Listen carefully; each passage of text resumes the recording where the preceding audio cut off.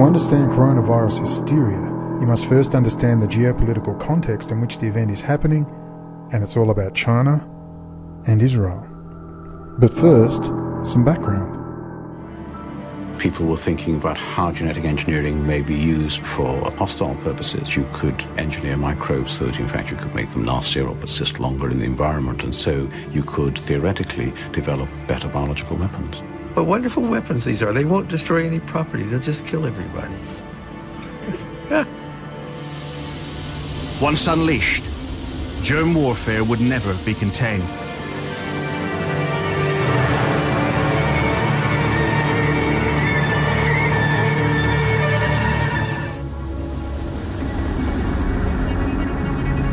The bioweapons technology created during the Cold War has since spread around the world.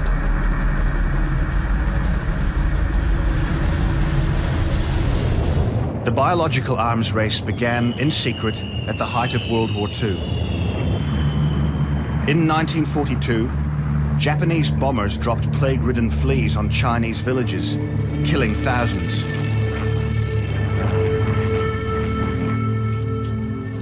That same year in Britain, Winston Churchill ordered British defense scientists to develop anthrax bombs to drop on Germany. This recently declassified film shows for the first time the devastating potential of the British trials. Sheep were used for the trials because they're particularly sensitive to inhaled anthrax. The bombs fired, and the wind carries the cloud towards the line of animals and impingers. The tests showed that anthrax was a more deadly weapon than ever imagined. Churchill placed an urgent order for 1 million anthrax bomblets. But before they could be produced, World War II came to an end.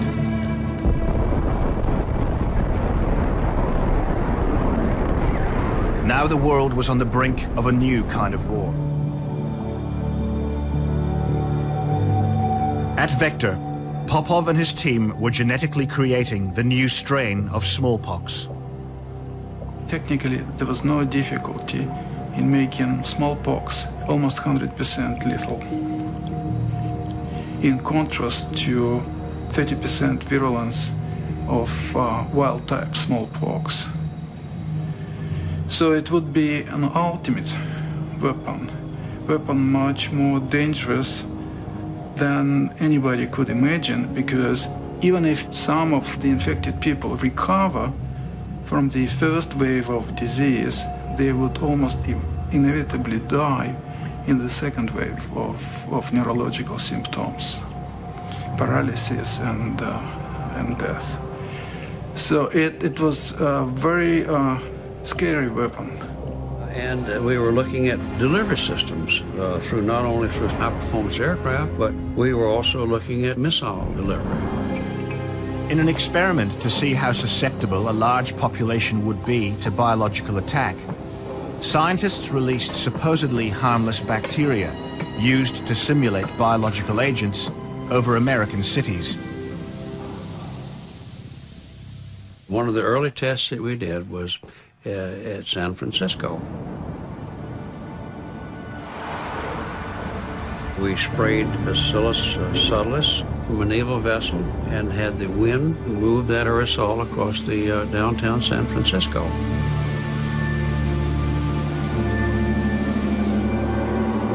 It showed quite dramatically how vulnerable we were to biological warfare. Years later, these tests would be implicated in several mystery illnesses and one death. The US government denied the accusations. Let's talk China and Israel. We are seeing the shutting down of the US economy and strict population movement control measures as described in part 6 of this excellent video shown here. 5-minute extract. Watch. This video was released on January 5th, 2020, just before the unfolding events we see today.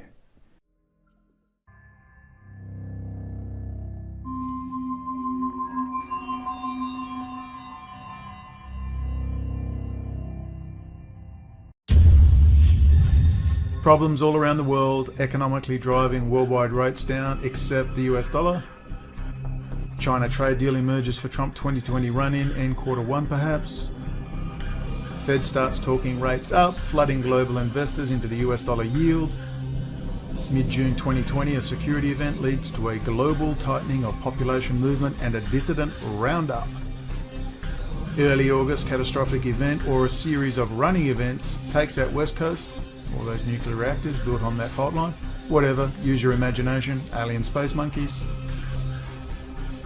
Collapse in confidence in the US dollar leads to futures market spike and hoarding. World trade dislocation. Physical shortage of produce, even water. Not to worry, Israel has all the technology required to rectify the situation.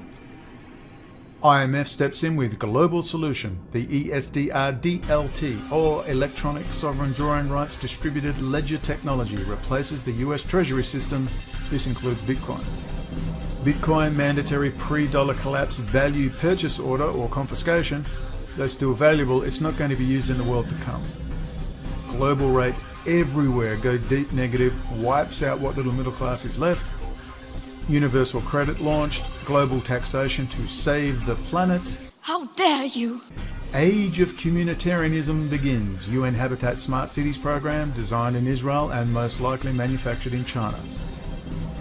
Agenda 21 is born in 2021. Don't want to do any of this? Still dreaming of freedom from the banksters in your anarcho-syndicalist workers' commune paradise with a picture of Julian Assange, Noam Chomsky and Edward Snowden on the wall? Watch too many John McAfee crypto freedom videos? Then your backdoored phone, wallet, desktop, laptop, or the exchange where you deposited your treasure will be hacked and taken one way or the other. Ever wonder about the endless mass hacking and theft of hundreds of millions in crypto? No one is ever caught, and no one seems to know how they do it. I know how they do it.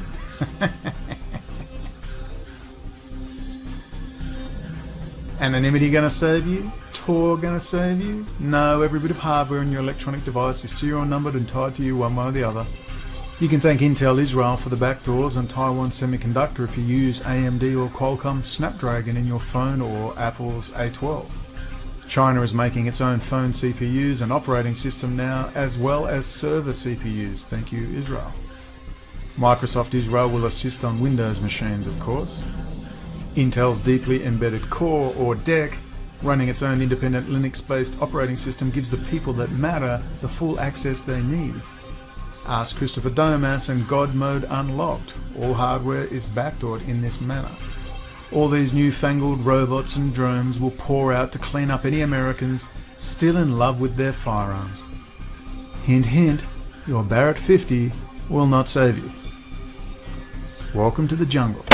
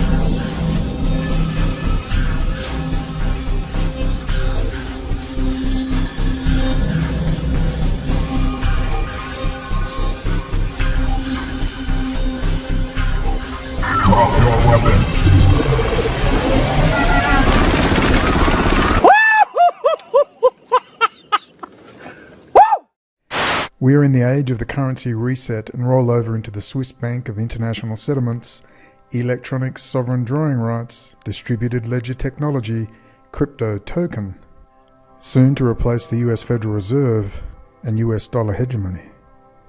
Before this ESDR-DLT token can be used effectively to manage the new planetary-wide electronic crypto system, all the world's currencies must be brought to parity. That means no US domination of the planet, or more precisely, no more Zionist-controlled domination of the planet via the US. That has moved on to the new sub-offices, and Rothschild and the City of London East India Trading Company, three bastard sons, Benjamin Netanyahu, Vladimir Putin, and Xi Jinping.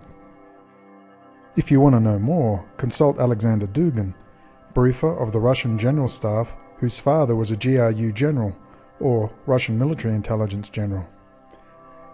He's been writing books since the mid-1990s on how to bring down the United States using Soviet-era active measures, asymmetrical small-scale, kinetic and large-scale propaganda warfare. I refer you to KGB defector Yuri Bezmenov for the details on how that works. Now that Israel, Russia and China are fully in bed together on the Belt and Road development, it all becomes clear why the administration of Donald Trump is pulling out of the Middle East. Well, the pullout was stalled as the US military and intelligence community grappled with the Israeli-first rats in the Pentagon and the US State Department. It seemed they were winning, but now we have Corona and President Trump, who at first mocked Corona for what it was. People die from the flu, and this is very unusual. And it is a little bit different, but in some ways it's easier, and in some ways it's a little bit tougher. But we have it so well under control. I mean, view this the same as the flu. When somebody sneezes, I try and bail out as much as possible. It's going to disappear. One day it's like a miracle. It will disappear. And from our shores, it could get worse before it gets better. It could maybe go away. We'll see what happens. Nobody really knows. The fact is, the greatest experts, I've spoken to them all, nobody really knows. But he soon came around after the White House mole Jared Kushner got his orders from President of the United States, Benjamin Netanyahu. And we can speculate on the true role of Corona Mark I and possibly deadly follow-ups after we have read this damning article from October 2016, Bunting's Map and Israel on China's New Silk Road. Understand this article and you will understand the grand chessboard context in which all is currently unfolding. We'll talk more about Corona after this article. Bunting's Map and Israel on China's New Silk Road, an article from October the 15, 2016. Yosef Bodansky, an Israeli-American political scientist and senior editor of GIS Defense and Foreign Affairs Daily, wrote an insightful article in the September issue regarding the convergence of China's Afro-Eurasian integration project and Bunting's map of the world as a cloverleaf. Heinrich Bunting was a German Protestant pastor, theologist and cartographer, and in his masterpiece, Itinerarium Sacrae Scripturae, Travel Through Holy Scripture, in 1581, he portrayed the world that mattered was comprised of the three continents of Europe, Asia and Africa, with each depicted as a cloverleaf. They converged in Jerusalem, and the rest of the world was irrelevant. In his article entitled The History of What's Next, Bodansky argued that the Bunting map is likely the best depiction of the unfolding global geopolitical architecture of the 21st century. With the demise of the Arab modern state and Sykes-Picot post-Arab Spring, Libya, Iraq, Syria and Lebanon are no more, and Jordan and Yemen are not far behind. Instead, what is arising is the merging of the greater Middle East and the greater framework of the reawakened Mackinderan world order, and the cloverleaf world centered on Jerusalem is converging with China's One Belt, One Road project. Israel is keynote on China's New Silk Road, with the rise of Salafi jihadism in the Middle East increasingly threatening China's overseas citizens and assets, especially to their maritime trade via the Suez Canal. Israel is emerging as a strategic node on China's southern corridor on the New Silk Road. As the world's largest trading nation and with over 95% of global trade still being seaborne, Beijing is heavily dependent on the canal to reach its largest export market in Europe, with trade volume at 521 billion euros in 2015. Geography matters, and the Middle East is also where China imports more than half of its crude oil.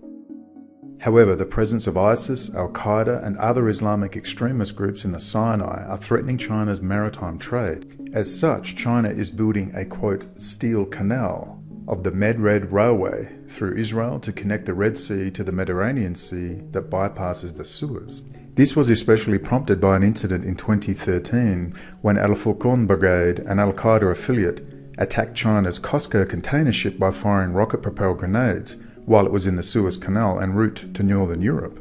With increased military activity and ship inspections in the Suez, maritime insurance company Lloyd's List recommended that ships take the 6,000-mile longer route around the Cape of Good Hope, essentially around the entire African continent. These shipping delays and risk premiums are costly for China, Although Beijing is building overland networks of railways and highways as part of the planned Silk Road economic belt across Eurasia, these routes are a diversification, not replacement, of important maritime transport corridors. Israel as a regional power. Israel as a regional power. Israel as a regional power. Israel as a regional power. And what it is basically the meeting ground between big data, IT, and connectivity. Everything is being driven from this nexus. Everything. Big data, AI, and connectivity is allowing small countries to be big countries. Because the intersection of big data, connectivity, and artificial intelligence, and what it does in robotics and genetics and all the other fields, Uli, that you mentioned, everything, that is changing our world in rapid succession. And the future belongs to those who can seize this change. We are positioned right at the cusp of this change, right at the center of this change. We can take it, and we are. It's changing us. It's giving us powers and prowess that we never had before. It's giving us powers and prowess that we never had before. But we're in a position now to compensate beyond anything that we dreamed of. And cyber is a real domain of power. And cyber is a real domain of power. Israel now is a cyber power. It's a water power, it's a solar power, it's an agricultural power, it's a milk power, can you imagine? This makes Israel very powerful. This makes Israel very powerful. This makes Israel very powerful. It's giving us powers and prowess that we never had before. It's giving us powers and prowess that we never had before. But we're in a position now to compensate beyond anything that we dreamed of. But we're in a position now to compensate beyond anything that we dreamed of. And the future belongs to those who can seize this change. And the future belongs to those who can seize this change. We are positioned right at the cusp of this change, right at the center of this change. We are positioned right at the cusp of this change, right at the center of this change. We can take it, and we are. It's changing us. We can take it, and we are. It's changing us. And cyber is a real domain of power.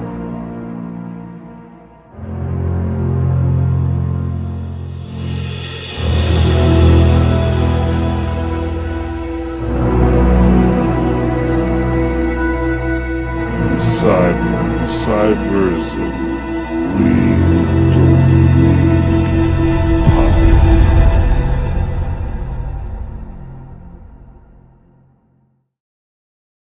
Perhaps you cannot understand Israel as a regional power. Thus, the rise of Israel as a key node in China's Silk Road grand strategy not only elevates Jerusalem in China's strategic calculus, but as Jean-Michel Valentin of the Red Team Analysis Society argued, also presents a new status of Israel from a, quote, protected power of the US to a, quote, integrated regional power. In its own right, transforming Israel's traditional narrative of seeking protectors to one of seeking partners. The emergence of Israel as a Mediterranean energy player, its continued stability and robust military power in a neighborhood of unstable and weakening Arab states, and outreach to the Eastern Hemisphere by joining Turkey and Egypt in their applications to the China-led Shanghai Cooperation Organization, is thus slowly creating a new regional and international system of shared interests between Mideast countries and the Middle Kingdom. Nonetheless, Syria remains a thorny issue between Israel and China, as well as with Russia and India due to Jerusalem's support for the opposition that consists of jihadists from these countries. The August 30 terrorist attack on China's embassy in Kyrgyzstan by Turkestan Islamic Party in Idlib, Syria, financed by the rebranded al-Nusra Jabhat Fatah al-Sham and coordinated from Turkey, demonstrates how terrorist haven in Syria is increasingly threatening China's energy, maritime, and human security. With Russia, China and India now increasing support for the Syrian government that is helping them fight Eurasian militants in the army of conquest, while Israel understandably sides with Saudi Arabia, Turkey and Qatar to back them. This risks misunderstanding and miscalculation between Jerusalem and rising Eurasian powers. As such, it is important for Israel to establish a cooperative platform for deconfliction and crisis management with China regarding Syria, as it has done with Russia, especially now that Chinese military advisors are on the ground and will likely increase its footprint with the recent military agreement with Damascus. If Israel could balance its status as a traditional protectorate of Uncle Sam and its emerging trajectory as a, quote, regional power,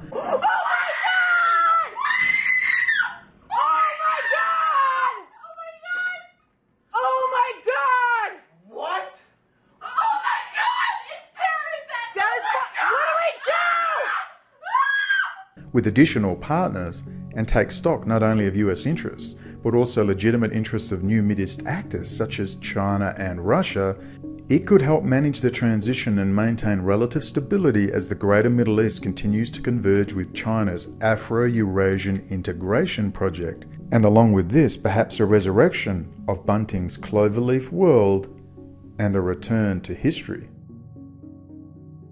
Now you understand the central role of Israel in the Belt and Road project. China is not leading this, Israel is. Israel is supplying China the technology. China could not innovate a toilet seat without first studying in the US or having it handed to them by Israel. China is not a technology innovator, it's a slave labour camp of traumatised, collective sociopaths suffering deep anxiety issues, able to regurgitate large amounts of data on command. No offence to beautiful Chinese people all over the world, some of which I call my friends, but they don't live and work in China. They'll tell you all about it. Now you might understand why Iranian General Soleimani was assassinated, a man who hates both Russia and China.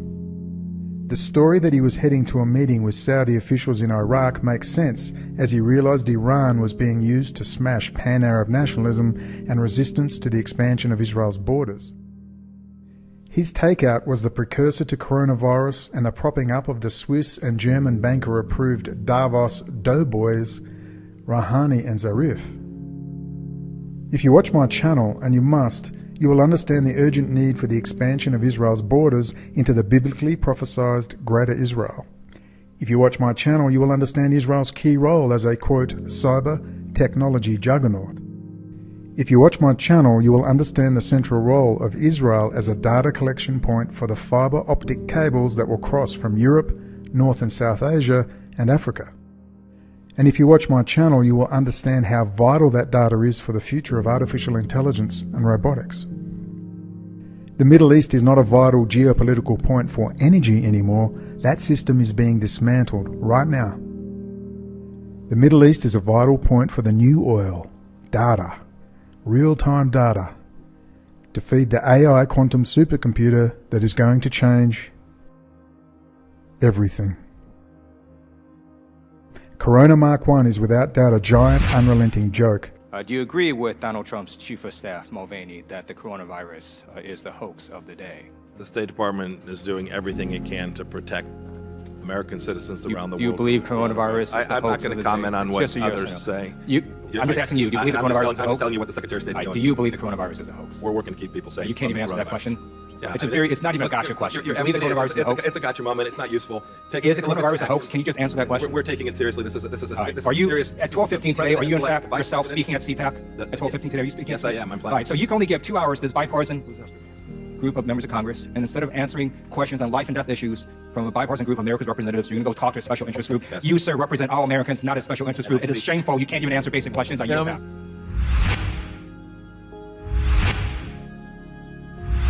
You seriously don't know? Everybody knows you never go full retard. You went full retard, man. Never go full retard. I remember the 80s growing up and nuclear war with the Soviet Union and the very real fear I felt. Then came killer bees from South America. We got bees! Frightening images from Arizona. The landscaping crew surrounded by bees, hundreds of thousands of them. ABC's Clayton Sandell with the warning tonight. Then came mad cow disease and SARS. Then the supervolcano in Yellowstone National Park was going to get us all. And then asteroid collisions, which was a good one. Tell me you notice that these endless, carefully crafted narratives designed to keep you passive and in an anxious, non-thinking state. Tell me you get it. These are Hollywood scripts. Fact is, we are 10 years away from a full lockdown. They need robots and drones. Human beings are the key vulnerability in the system, and they are waking up, and they're getting dressed and getting out of the house. Being woke is not enough. You have to leave the house. For God's sake, you've woken up, but you're still in bed. Hey, are you awake? Yeah. I just want you to know I hate you. And so does my dad. Well, that's fine. Because guess what? I hate you too. Get dressed, have a healthy breakfast, and get the hell out of the house. Jeremy Roth-Kushel has been on the street for years confronting the American political and business class. Senator Sanders, the issue of the Jedi cloud, the Pentagon being compromised by Israeli intelligence. Have you looked into that? Do you know that Microsoft is basically... Excuse me. Okay, this is a key issue, though. When are we going to talk about this? We have time, but we can't fix what we can't name. We can't fix what we cannot articulate and plan for. And we cannot fix something if we keep telling ourselves we have no power. We have plenty of power and we have plenty of supporters in all the right places that matter. If you know my story, do you think I would still be alive and kicking if powerful people did not give me a nudge and a wink from the sidelines? They kept telling me, these things are handled quietly, Brendan. Your job is simple. Understand and articulate the subjects just discussed. Israel and the City of London, East India Trading Company and their think tank proxies that are formulating policy in the US. Policy that is designed to make the Middle East safe for Greater Israel and hand the Mackinder World Island to Rothschild's bastard sons, Bibi, Vlad and Xi. We used to call it communism. Now it's being called communitarianism, and you need to understand this ideological twist for the new millennium. Like any old, out-of-date ideology, it has to dress itself up for the new generation. Understand the subversion of the United States and its constitution using manufactured crises. Understand, if we free the United States, we free the world. The bankers are the enemy. The predatory, international, borderless loan sharks. The people who stole $5 trillion from the US economy and paid themselves bonuses back in 2008. Where did that $5 trillion go? Ask the damn question. Where did it go? It didn't disappear. It was transferred. What do you think is paying for the Belt and Road? We need to protect the United States from socio-economic implosion. We need to keep the US military-industrial complex high-tech sector strong. We need to cut off Israel, Russia and China from high technology. High technology that Israel is constantly stealing out of the United States. A technology sector that is being transferred from the US to Israel, just as US manufacturing and heavy industry was transferred to Asia and in particular China. We must bring the supply chain to Mexico, Central and South America. We must return the power to print money or issue crypto to the objective economic data based on transparent government policy. We must protect the allies of the United States from Rothschild's bastard sons. We must create new social policies that encourage and even demand citizen participation in the political decision-making process. We must issue new school curriculums that teach real history. The history of the great conspiratorial banking occult program to enslave the entire planet under a highly complex, tyrannical Big Brother surveillance system. We must instigate policies that limit the speed of technological innovation to take into account human beings, their hopes, their dreams, their right to exist. The freight train rushing towards us of artificial intelligence and robotics must be immediately blunted with firm policy and rational community discussion. And one final thing. Sounds a bit extreme, but I'm being deadly serious. Immediately land 2 Marine divisions in occupied Palestine. Eject all of the Jewish extremist settler movement back to Russia. Disarm the Israeli state and create a secular government with equal representation for Jews, Christians and Muslims. Dismantle the Israeli military-industrial complex and high-technology sector and transport it all back to the United States. Let's cease letting them direct the debate. There are people in high places supporting us. They will act and move quietly according to the public mood So get moody in all the right ways and in all the right places.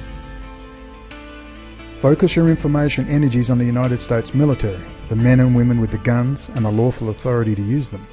We have 10 years before we face autonomous killing machines on our streets. Let's get moving. Change the story, change the lead. It's not a new concept. Change the story, change the lead. It's not a new concept. Like people we touched on, we'll talk more about it. We can't afford a war. We're not going to have a war. We're going to have the appearance of a war. We cannot afford the appearance of a war. What'll it cost? But they would find out. Who's going to find out? The American people. Exactly. Who's going to tell them? Do you agree with Donald Trump's chief of staff, Mulvaney, that the coronavirus is the hoax of the day? The State Department is doing everything it can to protect American citizens around the world. Do you believe coronavirus is the hoax of the day? I'm not going to comment on what others say. But we can't afford a pandemic. Don't worry. We're not going to have a pandemic. We're going to have the appearance of a pandemic. Oh boy. Is it that simple? Wag the dog? Maybe. Whatever the ultimate reality, let's just keep a close eye out for Corona Mark II. Good luck.